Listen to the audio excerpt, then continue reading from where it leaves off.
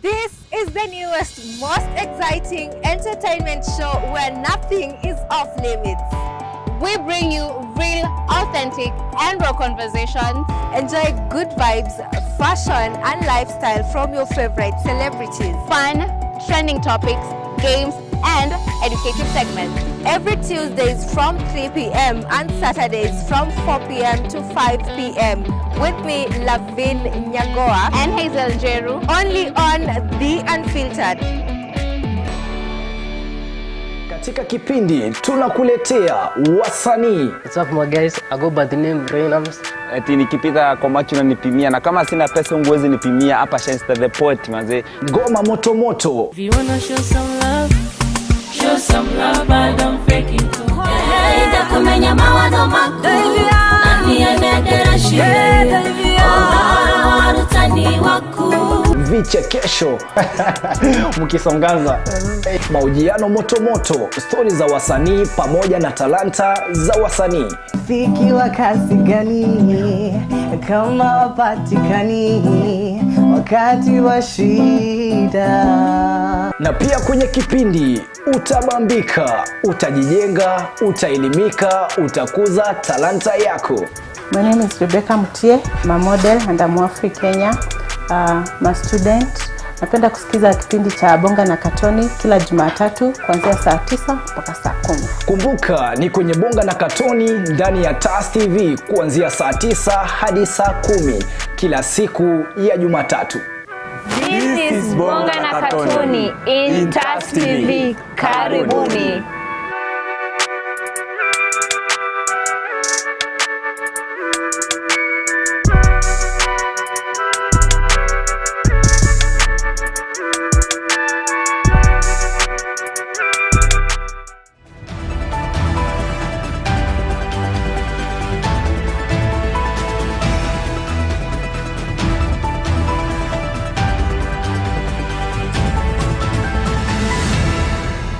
Good evening. I trust that you've had an easy Friday. It is the 30th of June 2023. Welcome to TAS TV News Recap. My name is LAVIN NYAGOWA. Let me take you through what has been happening throughout this entire week.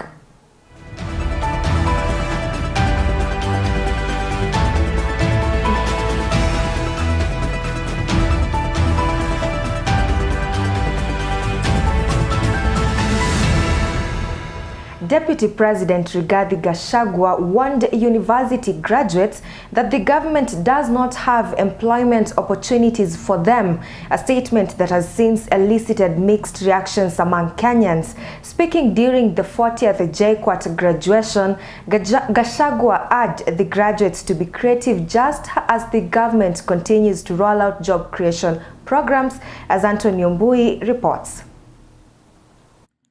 Speaking when he was addressing the graduates at Jomo Kenyatta University of Agriculture and Technology, the Deputy President Rigathi Gachagua said that the government has no job available for the thousands of graduates living in university across the country. The Deputy President Rigathi Gachagua said that the government is pegging hopes in the Finance Bill of 2023 to create much needed job opportunities. I don't want to sit here and lie to you that we have jobs for you. These jobs we are going to create together with you. Our members of the National Assembly passed the finance bill to create a housing fund to construct 200,000 houses every year. From this university, there will be architects, there will be quantity surveyors, there will be building engineers, there will be clerk of works, there will be electricians, there will be plumbers, and you'll have an opportunity to earn a living. I know it would be much easier to walk into a job and start earning straight away. But life is not that simple. Life is also a little bit difficult, kidogo. So I really want to encourage you, but you have the power to read and write and all that pertains to it, and that is the whole thing. That pertains to it is the whole equation. You pangapange around that area until you get a good bearing. We also interacted with various people across Thika, and this is their say to the graduates. Ningependa kushauri vijana especially hawa wanamaliza university ama wamemaliza college, ni vizuri kufanya kazi ambayo inapatikana, kwa sababu hata hiyo side hustle inaweza kuwa main hustle. Na an idle mind is the devil's workshop. Usipojituma unaweza jikuta katika kampani baya ambayo itakupelekea kuruini maisha yako. Naitwa Jude Mwajiko. Mimi niko na watoto na wengine wamemaliza hata hiyo technical courses, hawana kazi, lakini nitawashauri vijana wakimaliza hizo courses, kama ni biashara mtu aanze biashara. Jina ni Daniel Mumo. Nimetokea maeneo ya Kitui. Hapa Thika nimekuja, nimesoma, nimemaliza chuo. So kidogo manake hasa pale nyumbani hali si mzuri. Na mambo ya kutegemea wazazi pia, kuna the other siblings. So unapata lazima tujitume. Ni unafanya aje? Ushamaliza shule, usha graduate. So ngoje job. Unafaa ngoja job. Kwanza uanze hustle kama hii ya kuuza boots. Ijipe ama ikatae.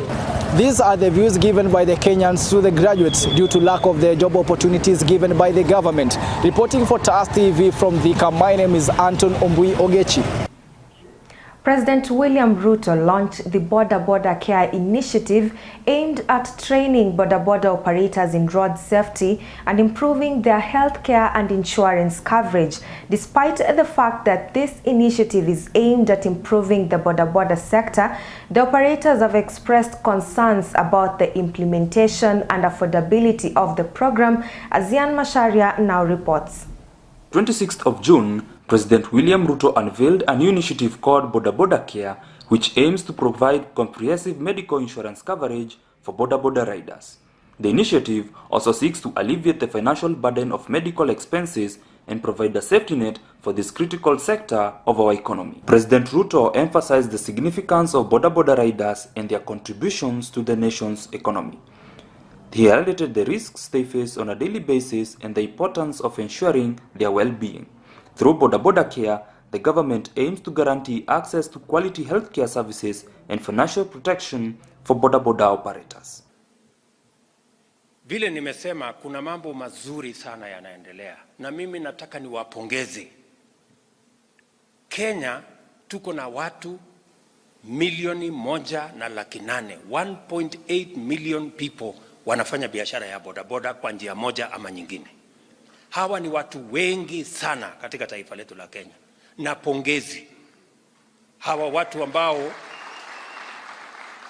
wamejisimamia, wamejiamini. Mtu ameenda akanunua, akaweka pesa yake, akanunua boda, anaendesha biashara yake. Mimi nataka niseme heko, pongezi, hongera, tutasimama na nyinyi. Nimeuliza watu wa St. John na nitauliza watu wa Red Cross,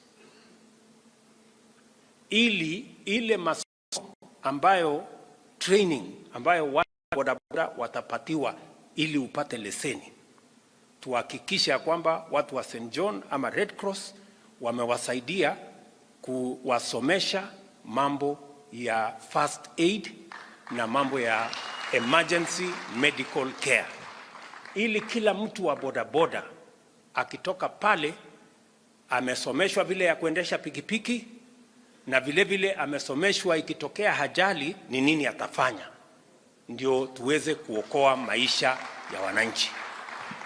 However, despite the intentions behind this initiative, there are expressions of uncertainty regarding its operationalization and concerns about high cost of living that might limit its impact. Some critics argue that the program might not effectively reach the intended beneficiaries or adequately address their needs. To gauge the response from border riders, I had the opportunity to speak with a few of them, and these were their responses. Mimi naitwa Paul Antonius. Mimi nafanya hapa Thika boda. Mimi nabeba hapa boda, nimebeba kutoka 28 mpaka saa hii. Na kwa maoni yangu ile mradi president yetu alifungua juzi ni mzuri pande ya watu wengine. Pande yangu naona ni ngumu juu kulingana na maisha. Mimi sasa niko na wale nasomeza, iko secondary na sina do. Sasa siwezi pata pesa ya kulipa hii 300 na nilipe pale.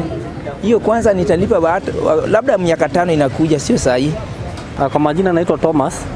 Mimi naona hii mambo serikali yasinda ikituahidi, hakuna kitu moja serikali imeshaituahidi tukaiona. Sasa hii mambo mingi anasinda kituahidi, si labda tu tugoje hiyo siku ifike, lakini sio kutuambia ati atafanya. Hata hii mambo siji boda care, hiyo tu tutajua ile siku itafika. Juza hii wamesema mambo mingi, hata zingine zimejaa kwa kichwa, hata zingine hata wajaifanya. Kwa hivyo sisi tutangojea siku ikifika na utajua ni ukweli venye nasema ni ukweli. Jina langu naitwa Maina. Naona hii mambo yenye Ruto amesema kuhusu hawa vijana, mimi naona kwangu ni gumu. Juu kitu ya kwanza lazima hawa vijana kwanza washibe. Juu huwezi ambia mtu ati utamwangalia mambo mengine na bado tubo bado iko jaa. So ili atuangalie kwanza mambo ya hii tubo uga nini ikuje chini, then atuangalie hiyo mambo mengine. As boda operators are optimistic towards the newly launched boda care, some have expressed concerns about its operationalization during the current economic times. Reporting for TAS TV in Thika, my name is Ian Macharia. Away from that, Muslim faithfuls across the country on Wednesday flocked to different places to mark the Eid al-Adha, a celebration of sacrifice. And as Frederick now details, the celebration honors the willingness of Abraham to sacrifice his son Ishmael as an act of obedience to God's command, and marks the end of the Muslims' annual pilgrimage to Mecca, the holiest city for Muslims. Thousands of Muslims all over the world thrown together in various mosques and playgrounds to mark the Eid ul-Adha, a festival of sacrifice. In Mombasa County, hundreds of faithful gathered in large numbers as religious leaders urged Kenyans to remember the less fortunate despite the hard economic times. Leo ni siku ya sisi kutia furaha kwenye nyoyo za wanadamu, kutia furaha kwenye nyoyo za mayatima, nyoyo za mafukara, nyoyo za maskini, na kutia furaha kwa kila mmoja katika sisi Waislamu. In Lamu County, religious leaders urged Muslims to mark the Feast of Sacrifice as one of the important and joyous occasions in Islamic calendar.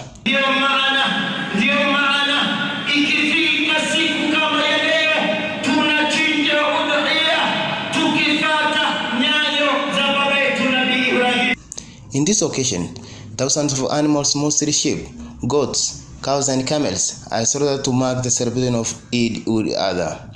Some places across the country were busy slaughtering meat, thus add economic life to celebrate this special day. In Migori County, Muslim leaders folded MPs for passing the Finance Bill 2023 as they celebrate Eid ul-Adha. The leaders further said to Kenyans that they will serve as a result of the bill that proposes a lot of taxes to fund this year's budget. Kuanzia tarehe 1 Julai, matatizo sasa hujaona, utakuja sikia tu.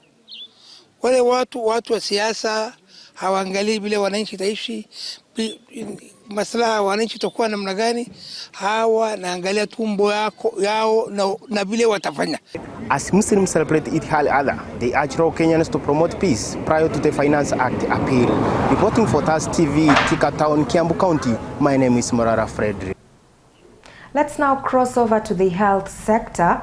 Healthcare Workers Union have maintained that they will go on strike on the 14th of July 2023 over the government's alleged refusal to engage them on their compensation terms.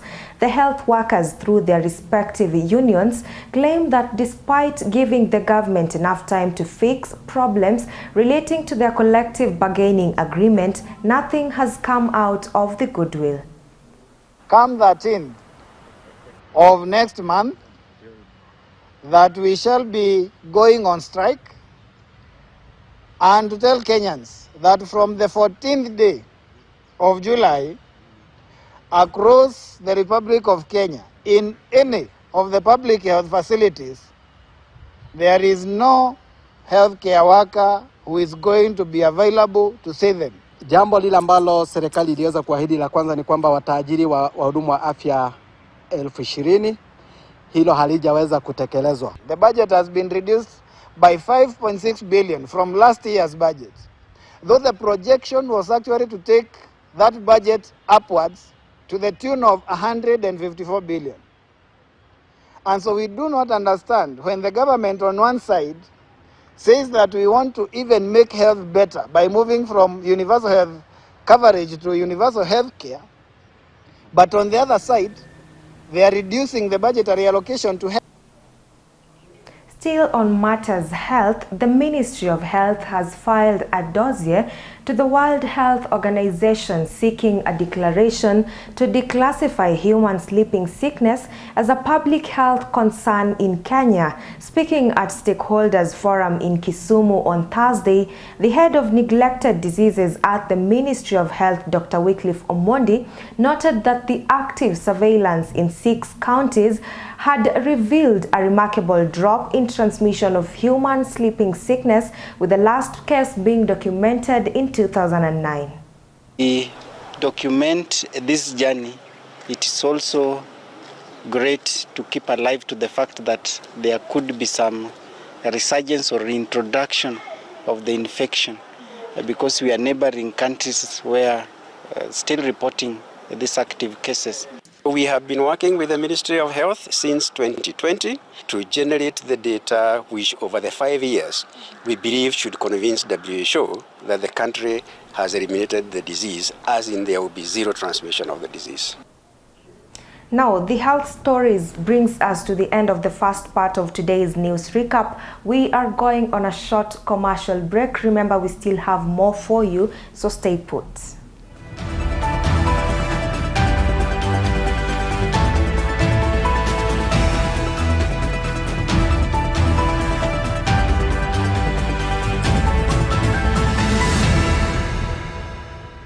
Katika kipindi tunakuletea wasanii. What's up my guys? I go by the name Rainams. Eti nikipita kwa macho na nipimia, na kama sina pesa unguwezi nipimia. Hapa Shenster the Poet manze. Ngoma moto moto. If you wanna show some love but don't fake it too. Ida kumenya mawazo mako nani enedera shire warutani waku vichekesho mkisongaza mahojiano moto moto, stori za wasanii pamoja na talanta za wasanii. Fiki wa kasi gani kama wapatikani wakati wa shida. Na pia kwenye kipindi utabambika, utajijenga, utaelimika, utakuza talanta yako. My name is Rebecca Mutie, I'm a model and I'm Afri Kenya. I'm a student. Napenda kusikiza kipindi cha Bonga na Katoni kila Jumatatu kuanzia saa 9 mpaka saa 10. Kumbuka ni kwenye Bonga na Katoni ndani ya TAS TV kuanzia saa 9 hadi saa 10 kila siku ya Jumatatu. This is Bonga na Katoni in TAS TV. Karibuni.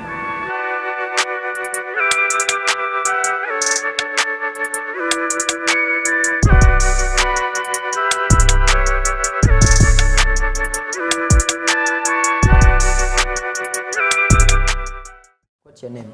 My name is Kevin Kakum. Gitui Francis. From which school? Kenya Institute of Mass Communication. Kenya Institute of Mass Communication. What did you learn while at TAS TV? Improvement of my skills in graphics, such as motion graphics, video editing, photography, also communication skills. Camera operations, video editing, and improved my skills in graphic design. Would you recommend anyone? Yes, nilikuwa hapa TAS, skills zangu zili improve on communication with fellow co-workers and teamwork when doing certain projects. Yes, new skills in photography. Communication, I have built more in communications through interaction with other colleagues or people outside there. On a scale of 1 to 10, how would you rate your attachment at TAS TV? 7. 8. Generally, what will you say about TAS TV? Wow, it's amazing being here. I think it's the best place to be. Yeah.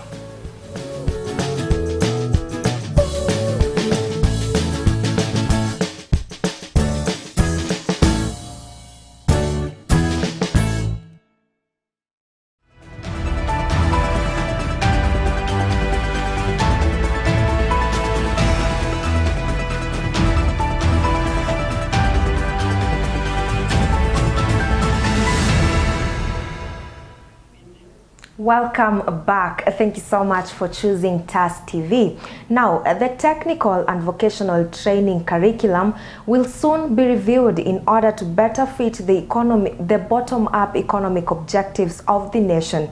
Stakeholders say that the state agency has launched curriculum changes that would transition from theory-based training to more advanced industry-based training. According to the stakeholders, students will be exposed to work that is 70% practical and 30% theoretical, improving their hands-on skills. Rachel Kamau has more. Minister of Education Ezekiel Machogu has established a council to investigate and also come up with an effective examinational program. He also stated that the council will determine a way for the students to have their results without delay, unlike the previous years where the students had to wait for years before the results were released. There were national exams which had been done in 2019. There were exams which were done 2020 and 2021, the results of which were never released. If there's anything to call a tragedy, if there's anything that was really unfortunate for this country, was that act that young people can be able to sit for their exams and the results of such exams are not released. The council will be able to determine the students' credibility using the acquired skills as well as the academic prowess.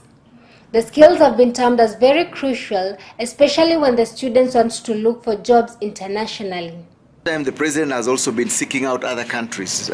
When the German chancellor was here, there was talk of creating an opportunity for Kenyans to go and work in Germany in different positions. And we must tap this opportunity. We will leverage on an agreement between the two heads of state to align the Kenyan and German TVET curriculum so that we can ensure that the people we produce can effectively fit into their system. The new evaluation by the council will ensure that the graduates are able to put their skills into more use and spread their wings internationally. Reporting for TAS TV, Thika. My name is Rachel Kamau. Still on the education sector, Kenya Secondary School Heads Association Chairman Kahi Indimuli has proposed the increment of capitation from the current figure 22,244 to 30,000 Kenya shillings per student. Speaking on Wednesday during the 46th Kenya Secondary School Heads Association Conference in Mombasa, Indimuli said they have been having challenges managing schools due to the recent increase in commodity prices and late government funds disbursement. But when capitation is released and then the parents are told that we have now sent funds to schools and therefore no children should be sent home, it hurts us. Because how do I feed them? How do I provide water and sanitation? Because children, once they come to school, it becomes my responsibility. The Children's Act gives us what we call loco parentis, that the parent has given part of the responsibilities to me. And when I'm executing those responsibilities, I expect the parent also to support me. So, sir, encourage parents to pay fees for those in boarding schools, to pay money for lunch and any other money that we will be looking for, because we are not able to meet our budget deficits. Ladies and gentlemen, we propose that the Ministry of Education considers to increase the capitation from the current figure of 22,244 we had proposed last year, 92.20 cents, which includes the retained money at the Ministry for Edu Afia and Activities. We are looking for 4,451 balance for that academic year. This year, the financial year is ending on Friday. We have also received a similar figure of about 17,000. Still, we are looking for another 5,000. Allow me, as I leave that topic of funding, to give you a fee demand note of 8,901 shillings for every child in Kenya that parent number one you still owe. I don't know whether to add that we shall send the children home to come for this money. That is what we tell our parents. So parent number one, allow me to give you that fee demand note. I know you have other challenges, but that is our situation. That is what we are looking for from you. Let's now go to the Coast region. Kilifi County Governor Gideon Mung'aro has announced plans to form a task force to investigate what happened in the Malindi Water Supply Company after the brawl and protest that took place yesterday and led to the disruption of water supply activities in the county. Mung'aro has promised the residents of the county that water services will continue to exist despite the controversy witnessed yesterday. I can assure you from tomorrow, we will have taken action on all the people we think should probably step aside while we are doing investigation of the issues raised. So I'm asking also the staff of that water company to stick to their work and work. We have heard what they have said and we have taken action. Kama wametafuta avenue zote zikashindikana. Hata hao nimeambia board pia wale watajua ndio walikuwa ring leaders ya kufunga milango, kuweka magari, kuziba maana leo tumepoteza pesa ngapi ya wateja walikuwa wanataka kutulipa. Hata hao pia wote nitapeleka nyumbani. Wataitwa na kamati ya board wajieleze, wakishindwa kujieleza hata hao watakaa kando kidogo kwani tuangalie tabia zao. Let's now jump to politics. Azimio la Umoja One coalition called off bipartisan talks, and Raila Odinga called on his supporters to civil disobedience in protest following the enactment of the Finance Bill 2023. TAS TV's Josephine Nganga has more. Azimio Coalition has announced a fresh round of demonstrations against President William Ruto from next month until the government heeds to its promise to repeal the Finance Act 2023. Opposition leader Raila Odinga threatened to resume mass action in his speech in a rally held at Kamukunji grounds. Dear Kenyans, last week we were betrayed in this city. Our representatives conspired with an executive and abandoned us at our hour of need by voting for the punitive Finance Bill 2023. Yesterday, Mr. William Ruto endorsed this betrayal by signing the Finance Bill into law. Here, therefore, are my requests to you, my people of Kenya. Let us embrace tax boycotts. A section of Kenya Kwanza MPs have castigated the opposition leader for calling out Kenyans to embark on civil surveillance and boycott paying of taxes. The MP said that the government has no other way to improve their lives except through paying of taxes. The registrators, among them Kimani Kuria, who also chairs the National Finance Committee that passed the controversial Finance Act 2023, has asked action to be taken against Raila Odinga, accusing him of inciting the masses. Brothers and sisters, as it's coming out every day, they are the most dishonest people you'll ever see. There is repealing Finance Act of 2023 is not an option.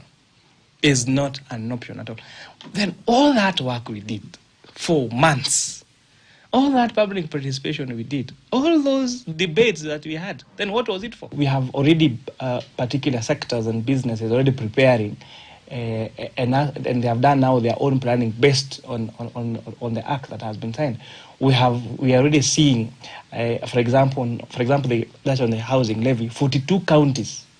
And these 42 counties are across the political divide, including the Azimio governors, have actually signed MOUs with the State Department of Housing to do housing in those counties. When it comes to the calls by Raila Odinga to actually that they are going to rally their supporters to engage in civil disobedience, to engage in economic sabotage, one, it confirms that our belief for very many years that Raila is an economic bandit is actually coming to pass.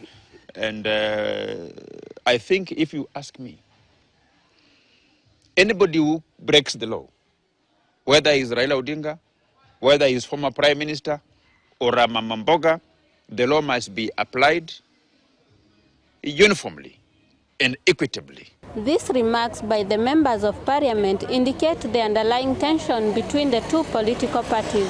Reporting for TAS TV from Thika, I am Josephine Nganga. Let's now get our weekly brain busters from Anthony Ombui Ogechi.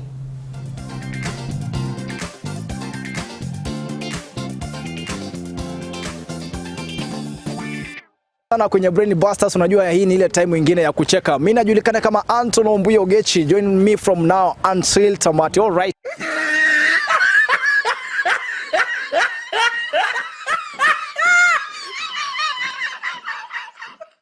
Sasa kuna hizi nywele za white huwa zinamea wakati ushazeeka. Zile nywele za white kwa Kiswahili labda tunaweza kuziita aje? Mvi. Oh my god. Wow. Yule mtoto wa ndovu labda huwa anaitwaje yule? Hey y'all, come look at this. Naweza mwita tu mwanawe. Ule mtoto wa ndovu labda tukienda haraka haraka unaweza muitaje? Naweza muita kama tu mtoto wa ndoo wa ng'ombe. Kati ya watermelon na tikiti maji unapenda gani? Watermelon. Wow.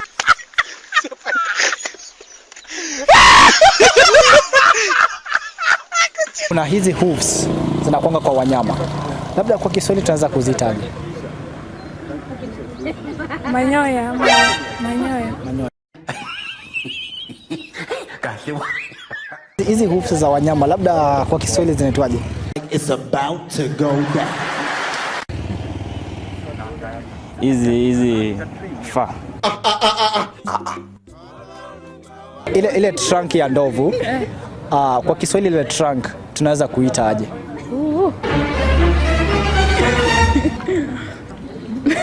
Mkia mbele.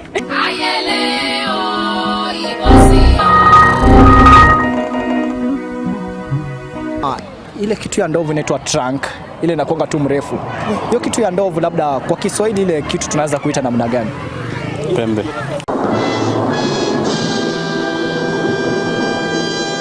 Hiyo kitu ya ndovu tunaweza kuitaje? Pembe ya ndovu.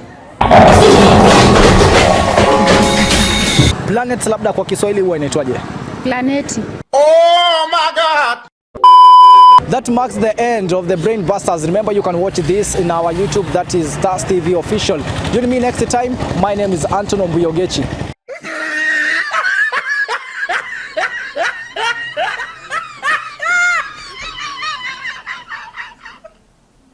Well, that infotainment segment marks the end of today's news recap. My name is LAVIN NYAGOWA. Let's meet same time, same place next week. God bless you.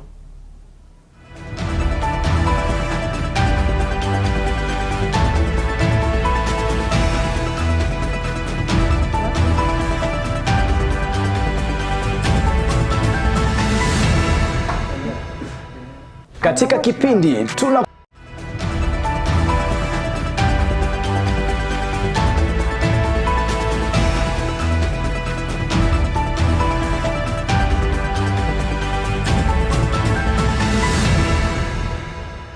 Katika kipindi tunakuletea wasanii. What's up my guys? I go by the name Rainams.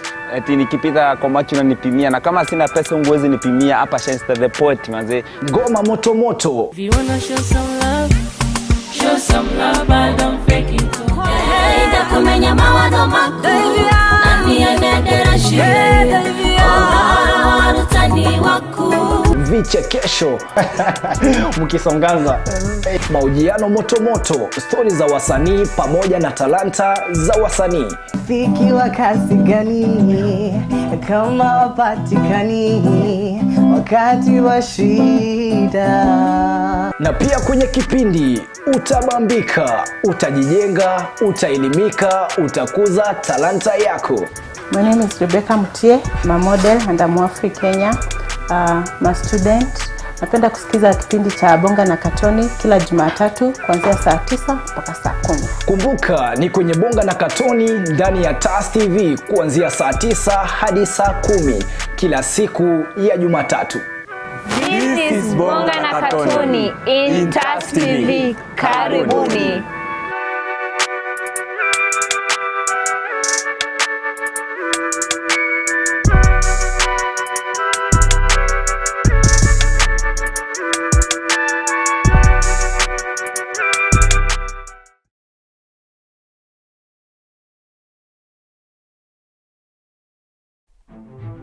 Welcome to TAS Media Institute, the home of undiscovered talents. You will be trained by professionals who have a passion in what they do.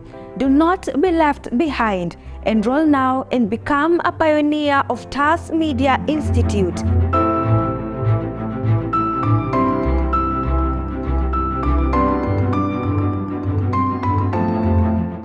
We are located at Neema Plaza, 2nd floor along Kenyatta Highway in Thika Town.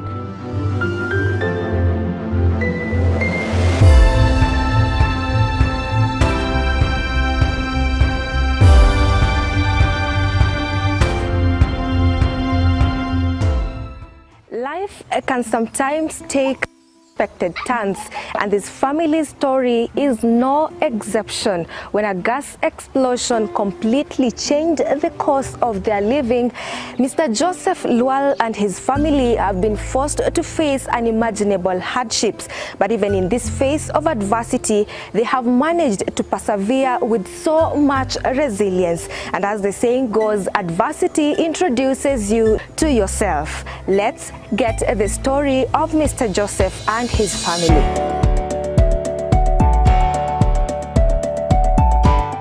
So welcome to the first episode of Brain Busters. My name is Mwangi Dominic. Lotko barabara ya MKU. Tunauliza maswali tatanishi.